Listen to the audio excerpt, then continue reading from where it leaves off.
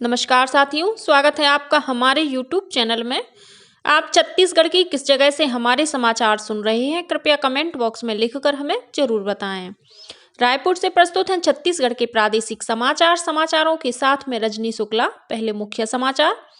जगदलपुर से नवनिर्वाचित विधायक किरण सिंह देव को प्रदेश भाजपा का नया अध्यक्ष बनाया गया। राज्य सरकार ने किसानों से समर्थन मूल्य पर प्रति एकड़ 21 क्विंटल धान खरीदी करने का आदेश जारी किया। विधानसभा सत्र के अंतिम दिन करीब 13,000 करोड़ रुपए का अनुपूरक बजट पारित हुआ और आगामी लोकसभा चुनाव के मद्देनजर चुनाव आयोग ने कहा है कि चुनाव कार्य से जुड़े अधिकारियों को गृह जिले में पदस्थ नहीं किया जाए और वर्तमान पदस्थापना में 3 वर्ष की अवधि पूरी कर चुके अधिकारियों का तबादला किया जाए। अब समाचार विस्तार से। जगदलपुर विधानसभा क्षेत्र से नवनिर्वाचित विधायक किरण सिंह देव को भारतीय जनता पार्टी का नया प्रदेश अध्यक्ष बनाया गया है। पार्टी के राष्ट्रीय महासचिव अरुण सिंह ने बताया कि भाजपा के राष्ट्रीय अध्यक्ष जगत प्रकाश नड्डा के निर्देश पर किरण सिंह देव की नियुक्ति तत्काल प्रभाव से लागू हो गई है। गौरतलब है कि जगदलपुर की सामान्य सीट से पहली बार विधायक चुने गए किरण देव इससे पहले वर्ष 2009 से 2014 तक जगदलपुर नगर निगम के महापौर भी रह चुके हैं। भारतीय जनता पार्टी मोर्चा से अपनी राजनीति की शुरुआत करने वाले किरण देव को 1998 में युवा मोर्चा की बस्तर जिला इकाई का उपाध्यक्ष बनाया गया था। इसके बाद वर्ष 2002 में वे युवा मोर्चा के जिला अध्यक्ष भी रहे। वर्ष 2005 से 2018 तक वे भाजपा के प्रदेश मंत्री रहे। इसके बाद उन्हें 4 वर्षों के लिए प्रदेश महामंत्री भी बनाया गया। 61 वर्षीय किरण देव ने BSc उपाधि प्राप्त करने के साथ ही कानून की पढ़ाई भी की है। वे अधिवक्ता होने के अलावा कृषि कार्य में भी सक्रिय हैं। राज्य सरकार ने किसानों से समर्थन मूल्य पर प्रति एकड़ 21 क्विंटल धान खरीदी करने का आदेश जारी कर दिया है। खाद्य और नागरिक आपूर्ति विभाग ने स्पष्ट किया है कि प्रति एकड़ 21 क्विंटल की दर से धान खरीदी का लाभ उन किसानों को भी दिया जाएगा जो इस आदेश के पहले ही अपना धान बेच चुके हैं। मुख्यमंत्री विष्णुदेव साय ने कहा है कि छत्तीसगढ़ सरकार जनता से किए गए सभी वादे पूरे करेगी। उन्होंने कहा कि राज्य के किसानों से 3100 रुपये प्रति क्विंटल की दर से धान की खरीदी की जाएगी। मुख्यमंत्री ने कहा कि 25 दिसंबर को देश के पूर्व प्रधानमंत्री अटल बिहारी वाजपेयी की जयंती के अवसर पर भाजपा की पूर्ववर्ती सरकार के तत्काल के अंतिम 2 वर्ष में धान खरीदी की बकाया बोनस राशि की अंतिम रूप में लगभग 3,716 करोड़ रुपए का भुगतान किया जाएगा।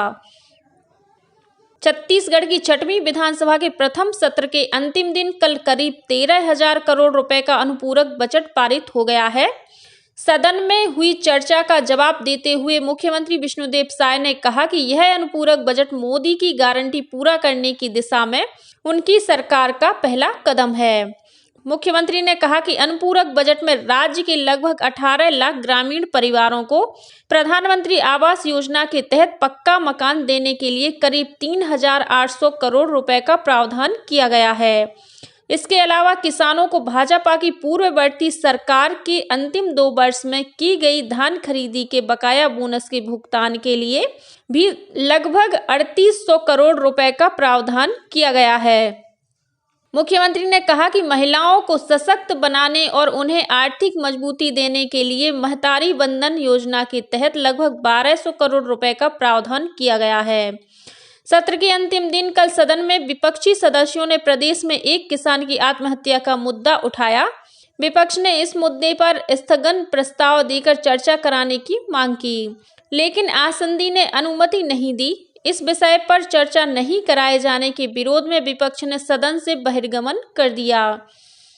चुनाव आयोग ने आगामी लोकसभा चुनाव के मद्देनजर देश के सभी राज्यों के मुख्य सचिवों और मुख्य निर्वाचन पदाधिकारियों को भेजे गए पत्र में प्रशासनिक व्यवस्था के सुचारू रूप से संचालन के साथ ही मतदाता सूची के संबंध में दिशा निर्देश जारी किए हैं। आयोग ने कहा है कि चुनाव कार्य से सीधे तौर पर जुड़े रहने वाले किसी भी अधिकारी को उनके गृह जिले में पदस्थ नहीं किया जाएगा। यदि चुनाव कार्य से जुड़े कोई अधिकारी अपने वर्तमान जिले में 3 वर्ष की अवधि पूरी कर चुके हैं या आगामी 30 जून तक 3 वर्ष की अवधि पूरी करने वाले हैं तो उन्हें उनके वर्तमान जिले से किसी अन्य स्थान पर पदस्थ किया जाएगा।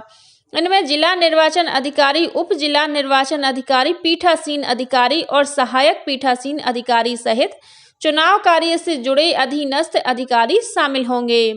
इसके अलावा अतिरिक्त जिला दंडाधिकारी, उप जिला दंडाधिकारी, डिप्टी कलेक्टर, तहसीलदार और विकासखंड अधिकारियों को भी शामिल किया गया है।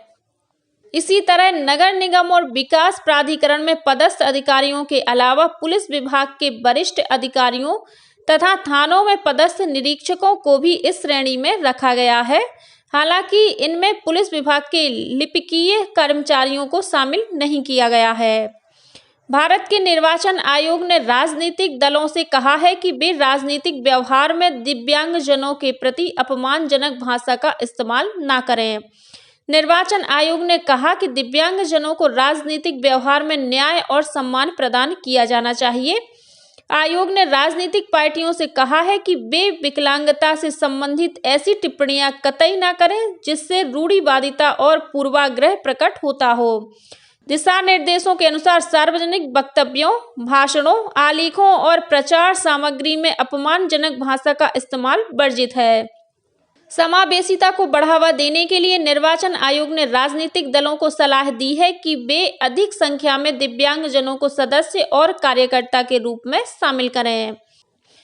विकसित भारत संकल्प यात्रा के तहत प्रदेश के विभिन्न स्थानों पर कार्यक्रमों का आयोजन किया जा रहा है। इसी कड़ी में संकल्प यात्रा की मोबाइल वैन कल राजनांदगांव जिले के जोरा तराई गांव पहुंची। यहां ग्रामीणों को केंद्र सरकार की लोक हितैषी योजनाओं की जानकारी दी गई। कार्यक्रम में केंद्र सरकार के नोडल अधिकारी सर्वेश्वर मांझी भी शामिल हुए। उन्होंने उपस्थित लोगों को विकसित भारत के निर्माण में सहभागी होने की शपथ दिलाई। इस अवसर पर महिला और बाल विकास विभाग द्वारा गर्भवती माताओं को सुपोषण किट प्रदान किए गए। वहीं कोंडागांव जिले के मुलमुला, धनपुर, भंडर सिवनी, कुल्हाड़ गांव, ईरा गांव और तोड़सी में विभिन्न कार्यक्रमों का आयोजन किया गया। इस मौके पर केंद्र सरकार की विभिन्न जन कल्याणकारी योजनाओं के लाभार्थियों को सामग्रियों का वितरण किया गया। साथ ही ग्रामीण सचिवालय का आयोजन किया गया, जिसमें अधिकारियों द्वारा मौके पर ही लोगों की समस्याओं का निराकरण किया गया। इसी कड़ी में जांजगीर चांपा जिले के बनाहिल, किरारी, पनौरा, बुड़गहन, अमोरा और खेरा गांव में जिला पंचायत के सीईओ आर.के. खुट्टे ने विभिन्न कल्याणकारी योजनाओं की जानकारी देने के अलावा शिविर का निरीक्षण किया। उन्होंने विभिन्न योजनाओं के हितग्राहियों से चर्चा भी की। इस बीच कल रायपुर स्थित इंदिरा गांधी कृषि विश्वविद्यालय में विकसित भारत के भावी स्वरूप में कृषि शिक्षा, अनुसंधान और विकास की भूमिका विषय पर विचार गोष्ठी का आयोजन किया गया। इसमें मुख्य अतिथि के रूप में रायपुर के कृषि महाविद्यालय के अधिष्ठाता डॉक्टर जी.के. दास उपस्थित थे।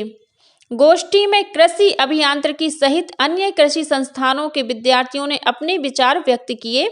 इस कार्यक्रम में विद्यार्थियों ने परिचर्चा, भाषण, पोस्टर और अन्य विधाओं के जरिए विकसित भारत के भावी स्वरूप पर अपनी कल्पना को प्रस्तुत किया। कार्यक्रम के अंत में 10 सर्वश्रेष्ठ विचारों को प्रस्तुत करने वाले विद्यार्थियों को प्रमाण पत्र देकर सम्मानित भी किया गया। कोंडागांव जिले के खाले मुरबेंड गांव में केंद्रीय रिजर्व पुलिस बल सीआरपीएफ द्वारा नागरिक संपर्क कार्यक्रम का आयोजन किया गया। इस मौके पर सीआरपीएफ के कमांडेंट राकेश चौधरी ने स्थानीय स्कूल के विद्यार्थियों को खेल सामग्री, स्कूल बैग और टी शर्ट का वितरण किया। वहीं माहुरबेड़ा गांव के यंग स्टार क्लब को क्रिकेट के सामान और खेल उपकरण प्रदान किए गए। श्री चौधरी ने कहा कि स्थानीय परिवारों और उनके बच्चों के साथ जीवंत संपर्क कायम करना इस कार्यक्रम का मुख्य उद्देश्य है।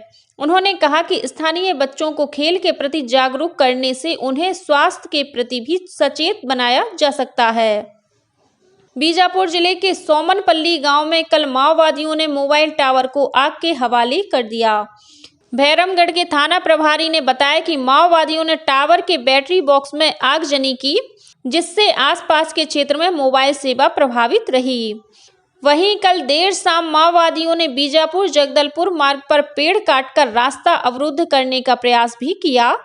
हालांकि कुछ देर बाद सुरक्षा बलों के जवानों ने पेड़ को हटाकर यातायात बहाल कर दिया। इस बीच सुकमा जिले के नागाराम इलाके में कल माओवादियों के साथ हुई मुठभेड़ के दौरान सुरक्षा बल के जवानों ने घटनास्थल से 2 राइफल के साथ माओवादियों के उपयोग में आने वाले अन्य सामान बरामद किए हैं। जिले के पुलिस अधीक्षक किरण चावड़ ने बताया कि तलाशी अभियान के दौरान डीआरजी और कोबरा बटालियन के जवानों ने माओवादियों का एक शिविर भी ध्वस्त कर दिया। वहीं बीजापुर जिले में आवापल्ली इलाके में माओवादियों ने 2 अलग-अलग यात्री बसों में आगजनी की है। बसों में आग लगाने से पहले माओवादियों ने यात्रियों को बस से उतार दिया। घटना में कोई हताहत नहीं हुआ है। घटना के बाद मार्ग पर आवागमन बाधित हो गया है। गुवाहाटी में चल रही 85वीं सीनियर राष्ट्रीय बैडमिंटन चैंपियनशिप में भारतीय रेलवे की महिला टीम ने कांस्य पदक हासिल किया है। इस जीत में दक्षिण पूर्व मध्य रेलवे की दीक्षा चौधरी और प्रीति ने शानदार प्रदर्शन किया। ये दोनों खिलाड़ी रायपुर रेल मंडल में कार्यरत हैं। और अब पेश है मौसम का हाल। प्रदेश में अगले 1 से 2 दिनों के दौरान ठंड में कुछ कमी आने की संभावना है। मौसम विभाग के अनुसार पश्चिमी विक्षोभ के कारण इस समय प्रदेश में बंगाल की खाड़ी से नमी आ रही है। साथ ही हवा की दिशा भी बदलने की संभावना है। इस दौरान उत्तरी हवाओं के मंद पड़ने से न्यूनतम तापमान में 2 से 3 डिग्री सेल्सियस की बढ़ोतरी हो सकती है। वहीं प्रदेश के कुछ हिस्सों में बादल छाए रहने की संभावना है। और अब कुछ अन्य खबरें संक्षेप में।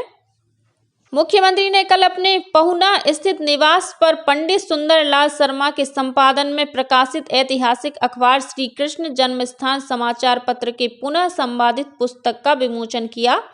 यह संपादन प्रदेश के ऐतिहासिक आचार्य रमेंद्र नाथ मिश्र ने किया है। मुख्यमंत्री विष्णुदेव साय ने कल रायपुर में विधानसभा के पास 0 पॉइंट स्थित चौराहे के सौंदर्यीकरण का लोकार्पण किया। इस चौराहे के दोनों तरफ हरियाली के साथ ही छत्तीसगढ़ की लोक संस्कृति और लोक कला को प्रदर्शित किया गया। सुकमा जिले के कलेक्टर ने दोरनापाल में पदस्थ खाद्य निरीक्षक को रिश्वत मांगने की शिकायत मिलने पर निलंबित कर दिया है। वहीं दोरनापाल के नायब तहसीलदार को निलंबित करने के लिए बस्तर के संभागायुक्त को अपनी अनुशंसा भेजी है। और जांजगीर चांपा जिले के बरेहाडीह के किसान स्कूल में 23 दिसंबर को राष्ट्रीय किसान दिवस मनाया जाएगा। इस कार्यक्रम में जिले के 9 प्रगतिशील किसानों और 9 पत्रकारों का सम्मान भी किया जाएगा। इसी के साथ छत्तीसगढ़ के समाचारों का ये बुलेटिन समाप्त हुआ। नमस्कार।